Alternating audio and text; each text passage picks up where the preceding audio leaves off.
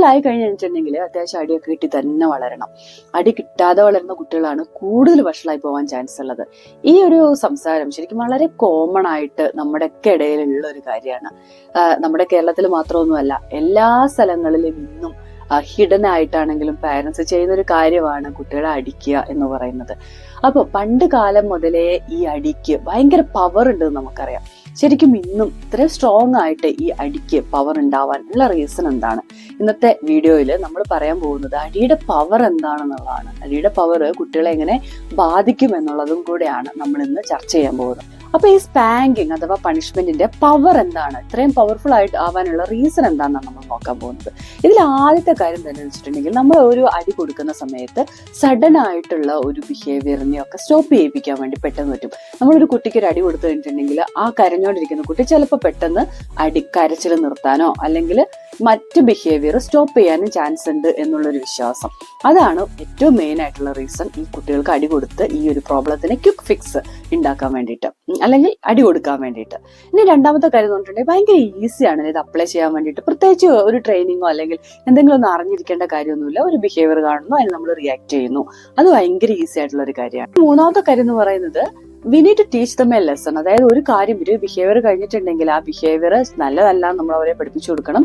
അതിന് ഏറ്റവും നല്ല കാര്യം എന്ന് പറയുന്നത് നമ്മൾ പണിഷ്മെന്റിൽ കൂടെയാണ്. അതായത് അവർക്ക് വേദന അറിഞ്ഞു വളരണം എന്ന് നമ്മുടെ പണ്ടത്തെ പാരന്റ്സ് ഒക്കെ പറയുന്ന പോലെ വേദന അറിയിച്ച് അവരെ ഒരു ലെസൺ പഠിപ്പിക്കുക എന്ന് പറയുന്നത് ഇഫക്റ്റീവ് ആയിട്ടുള്ള ഒരു മെത്തേഡ് ആണെന്നുള്ള വിശ്വാസം. ഈ 3 കാര്യങ്ങൾ മെയിൻ ആണ് ശരിക്കും ഇത് എത്ര പവർഫുൾ ആവാൻ വേണ്ടിയിട്ട്.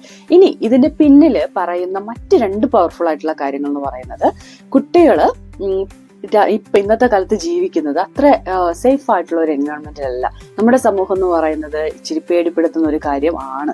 അതുകൊണ്ട് തന്നെ നമ്മുടെ വീട്ടിൽ അവരെ വളരെ സോഫ്റ്റ് ആയിട്ട് അല്ലെങ്കിൽ കാമായിട്ടൊക്കെ വളർത്തി കഴിഞ്ഞിട്ടുണ്ടെങ്കിൽ, പുറത്തേക്ക് ഇറങ്ങി കഴിഞ്ഞിട്ടുണ്ടെങ്കിൽ അവർക്ക് ഈ എന്താ പറയുക, സമൂഹത്തിനെ ഫേസ് ചെയ്യാൻ പറ്റാത്ത അവസ്ഥ വരും. അവര് സ്ട്രോങ് ആയിരിക്കണം, അവർ ടഫണപ്പ് ആയിരിക്കണം. അതിനു വേണ്ടിയിട്ട് നമ്മൾ അവരെ പ്രെപ്പ് ചെയ്യുന്നത് നമ്മൾ പണിഷ്മെന്റ് കൊടുത്തും ത്രെട്ടൺ ചെയ്തും ഒക്കെ തന്നെ വളർത്തി കഴിഞ്ഞാൽ നാളെ അവർ പുറത്തിറങ്ങി കഴിഞ്ഞിട്ടുണ്ടെങ്കിൽ അവർക്കും ഇതുപോലെ സ്ട്രോങ് ആയിട്ട് നിൽക്കാൻ പറ്റും എന്നുള്ള ഒരു വിശ്വാസം. ഇനി ഏറ്റവും അവസാനത്തെ ഏറ്റവും പവർഫുൾ ആയിട്ടുള്ള ഒരു വിശ്വാസം എന്ന് പറയുന്നത്, എന്നെയും അടിച്ചിട്ടാണ് വളർത്തിയത്, എന്റെ പേരൻസും അടിയൊക്കെ കൊണ്ടാണ് വളർത്തിയത്, പക്ഷെ ഞങ്ങൾക്ക് എന്താണ് സംഭവിച്ചത്? ഞങ്ങളൊക്കെ എല്ലാം turn out to be very good people, അല്ലെ? അങ്ങനെയാണ് നമ്മൾ ചിന്തിക്കുന്നത്. നമ്മൾക്കും ഒരു പ്രശ്നം വന്നിട്ടില്ല, അതുകൊണ്ട് നമ്മുടെ കുട്ടികൾക്കും ഒരു പ്രോബ്ലവും വരാൻ പോകുന്നില്ല എന്നുള്ളത്. ഇപ്പൊ പൊതുവെ പാരന്റ്സ് പറയുന്ന ഒരു കാര്യമാണ്, ഞാൻ വലിയ കാര്യമായിട്ടൊന്നും അടിക്കാറില്ല, എപ്പോഴെങ്കിലും ഒക്കെ ഒരു കുഞ്ഞു തല വെച്ച് കൊടുക്കാറുള്ളൂ എന്ന്, അല്ലെ ചെറുതായിട്ടൊരു നുള്ളു വെച്ച് കൊടുക്കാറുള്ളൂ എന്ന്. ഈ ചെറുതിനും വലുതിനും എന്തെങ്കിലും വ്യത്യാസമുണ്ടോ? നമ്മുടെ ബ്രെയിനിന് ശരിക്കും പറഞ്ഞിട്ടുണ്ടെങ്കിൽ ചെറുതാണോ വലുതാണോ എന്ന് അസസ് ചെയ്യാനുള്ള കഴിവ് ശരിക്കും ഇല്ല. അപ്പം അത് വലുതാണെങ്കിലും ചെറുതാണെങ്കിലും പെയിൻ ഇസ് എ പെയിൻ. അപ്പൊ പെയിൻ എപ്പോഴും അതൊരു ത്രെട്ടാണ്. ഈ ത്രെട്ട് എന്ന് പറയുന്നത് നമ്മുടെ ബ്രെയിനിനെ സംബന്ധിച്ച് അതൊരു സർവൈവൽ മോഡ് ആക്ടിവേറ്റ് ആക്കാനുള്ള one of the main reasons ആണ്. അപ്പൊ കണ്ടിന്യൂസ് ആയിട്ട് ഇങ്ങനെ അടി കിട്ടി തന്നെ വളർന്നുകൊണ്ടിരിക്കുന്ന കുട്ടികളാകുന്ന സമയത്ത്, അല്ലെങ്കിൽ ഭീഷണിപ്പെടുത്തോ അല്ലെങ്കിൽ നമ്മൾ പലതരത്തില് ബ്ലെയിം ചെയ്യാം, കമ്പയർ ചെയ്യാം, അല്ലെങ്കിൽ അവരെ ഭയങ്കരമായിട്ട് ശിക്ഷിക്കാം, ശകാരിക്കാം. ഇതെല്ലാം കിട്ടി വളരുന്ന കുട്ടികൾക്ക് എപ്പോഴും അവരുടെ ബ്രെയിന് സർവൈവൽ മോഡ്, അതായത് സേഫ് ആണോ സിറ്റുവേഷൻ എന്ന് ഉറപ്പാക്കാൻ വേണ്ടിയിട്ടുള്ള ഒരു ഓട്ടത്തിലായിരിക്കും.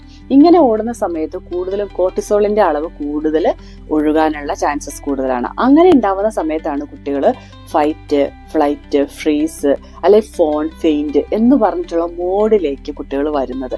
ഇവ പണ്ട് കാലത്താണെങ്കിലും ഇന്നത്തെ കാലത്താണെങ്കിലും ഈ അടി കൊടുക്കുക എന്ന പ്രക്രിയക്ക് ഒരേ റെസ്പോൺസ് അല്ലെങ്കിൽ ഒരേ തരത്തിലുള്ള റിസൾട്ട് തന്നെയാണ് വരുന്നത്.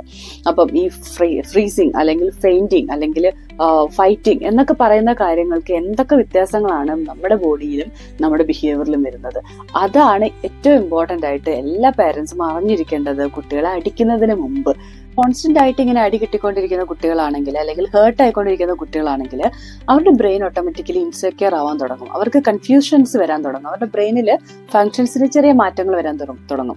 നേരത്തെ പറഞ്ഞ പോലെ കോർട്ടിസോളിന്റെ അളവ് കൂടുക എന്ന് പറയുന്നത് ശരിക്കും ബ്രെയിനിന് അത്ര ആവശ്യമില്ല. കുട്ടികളുടെ ബ്രെയിനിന് അണ്ടർ ഡെവലപ്ഡ് ആണ്. അപ്പോൾ കോർട്ടിസോളിന്റെ അളവ് കൂടുക എന്ന് പറയുന്നത് അവരെ സംബന്ധിച്ച് ബ്രെയിൻ ടോക്സിക് ആവാനുള്ള ചാൻസസ് കൂടുതലാണ്. അങ്ങനെ ലൈഫിൽ കണ്ടിന്യൂസ് ആയിട്ടുള്ള ഫിയറും ആങ്കറും ത്രെട്ടും അതുപോലെ തന്നെ പെയിനും ഒക്കെ ഉണ്ടാവുന്ന കുട്ടികൾക്ക് ശരിക്കും പറഞ്ഞിട്ടുണ്ടെങ്കിൽ അവരുടെ ഇമോഷണൽ ബ്രെയിൻ എന്ന് പറയുന്ന ഭാഗമായിരിക്കും കൂടുതൽ ആക്റ്റീവ് ആയിട്ടുണ്ടാവുക. തിങ്കിങ് ബ്രെയിൻ എന്ന് പറഞ്ഞിട്ടുള്ള അല്ലെങ്കിൽ ലോജിക്കലി തിങ്ക് ചെയ്യേണ്ട നമ്മുടെ പ്രീഫ്രണ്ടൽ കോർട്ടെക്സ് ഓട്ടോമാറ്റിക്കലി ഇങ്ങനെ ഷട്ട് ഡൗൺ ആവുന്ന അവസ്ഥയിലേക്ക് പോകും. ഈ ഒരു അവസ്ഥയിലേക്ക് എത്തിക്കഴിഞ്ഞിട്ടുണ്ടെങ്കിൽ ശരിക്കും ആ ഒരു ഏജിൽ നമുക്ക് ഉണ്ടാവേണ്ടത് ഒരുപാട് ന്യൂറൽ കണക്ഷൻസ് ഉണ്ടാവണം, ന്യൂറോ പ്ലാസ്റ്റിസിറ്റി ഉണ്ടാവണം. ന്യൂറോ പ്ലാസ്റ്റിസിറ്റി എന്ന് പറയുന്നത് ശരിക്കും പറഞ്ഞിട്ടുണ്ടെങ്കിൽ വളരെ ഇമ്പോർട്ടൻ്റ് ആയിട്ടുള്ള കാര്യമാണ്. പുതിയ കാര്യങ്ങളെ ലേൺ ചെയ്യുക എന്നുള്ളതാണ് ഉദ്ദേശിക്കുന്നത്. അപ്പൊ അവിടെ അങ്ങനെ സംഭവിക്കാതെ അതിനു പകരം ഉണ്ടാവുന്ന സെൽസ് എല്ലാം ഡാമേജ് ആകാനും അത് കംപ്ലീറ്റ് ഡെത്ത് ആവാൻ വരെയുള്ള ചാൻസസ് ഉണ്ട്. അപ്പൊ ഇത്രയും കാര്യങ്ങൾ സംഭവിച്ചു കഴിയുമ്പോൾ ഇമോഷണൽ ബ്രെയിൻ ആണ് കൂടുതൽ വർക്ക് ചെയ്യുന്നതെന്നുണ്ടാവുമ്പോൾ കുട്ടികൾക്ക് ഓട്ടോമാറ്റിക്കലി പല കഴിവുകളും ഇല്ലാതെ വരും. ഒരു പ്രോബ്ലം സോൾവ് ചെയ്യാനുള്ള കഴിവില്ലാതെ വരും, കോഗ്നിറ്റീവ് തിങ്കിങ് ഇല്ലാതെ വരും, അല്ലെങ്കിൽ അവർക്ക് എന്തെങ്കിലും ഒരു പ്രോബ്ലം വന്നാൽ സോൾവ് ചെയ്യാനുള്ള അവസ്ഥ, അവർക്ക് എങ്ങനെ അത് ഡീൽ ചെയ്യണം എന്നുള്ള അറിയത്തില്ല. ഇങ്ങനെയുള്ള പല പല രീതികളിൽ കൂടെ അവർ ഒരു കംപ്ലീറ്റ് ഫെയിലിയർ എന്നൊന്നും പറയാൻ പറ്റില്ല, എന്നാലും അവർക്ക് ഒരുപാട് പ്രോബ്ലംസ് എല്ലാ ദിവസവും ഡെയിലി ലൈഫിൽ ഇങ്ങനെ കൊണ്ടുപോകേണ്ടി വരും, അല്ലെങ്കിൽ കൊണ്ട് നടക്കേണ്ടി വരും. എനിക്കൊരു കുട്ടീനെ അടി കൊടുത്ത് വളർത്തണോ അടി കൊടുക്കാതെ വളർത്തണോ എന്നൊക്കെ തീരുമാനിക്കേണ്ടത് നമ്മൾ തന്നെയാണ്. അപ്പൊ നാളെ ഒരു കുഞ്ഞ് എങ്ങനെ വളരണം, അല്ലെങ്കിൽ അവര് ഒരു വലിയ ആളായി തീരുമ്പോഴേക്കും നമ്മളെ പോലെ തന്നെ കുറെ ഇൻസെക്യൂരിറ്റീസ് ഒക്കെ ഉള്ള ഒരാളായിട്ട് വളരണോ, അല്ലെങ്കിൽ വളരെ സ്ട്രോങ് ആയിട്ട് പവർഫുൾ ആയിട്ടുള്ള ഒരു മൈൻഡ് സെറ്റോട് കൂടി ഒരാളായിട്ട് വളരണോ, ഒത്തിരി റെസിലിയൻസ് ഒക്കെ ഉള്ള അല്ലെങ്കിൽ എല്ലാ കാര്യത്തിനും കോൺഫിഡൻസോട് കൂടി കൈകാര്യം ചെയ്യാൻ പറ്റുന്ന ഒരു കുട്ടി അല്ലെങ്കിൽ ഒരു വലിയ ആളായിട്ട് വളരണോ എന്നൊക്കെ നമ്മുടെ ആദ്യത്തെ ഒരു 10-14 വർഷത്തിനുള്ളിലാണ് നമ്മൾ തീരുമാനിക്കുന്നത്. അപ്പൊ ഈ വീഡിയോ നിങ്ങൾക്ക് ഉപകാരപ്രദമായിട്ടുണ്ടെങ്കിൽ തീർച്ചയായും മറ്റുള്ള ആളുകളിലേക്ക് ഷെയർ ചെയ്ത് കൊടുക്കുക. അതുപോലെ തന്നെ നമുക്ക് മറ്റൊരു വീഡിയോ ആയിട്ട് ഉടനെ തന്നെ കാണാം. Thank you.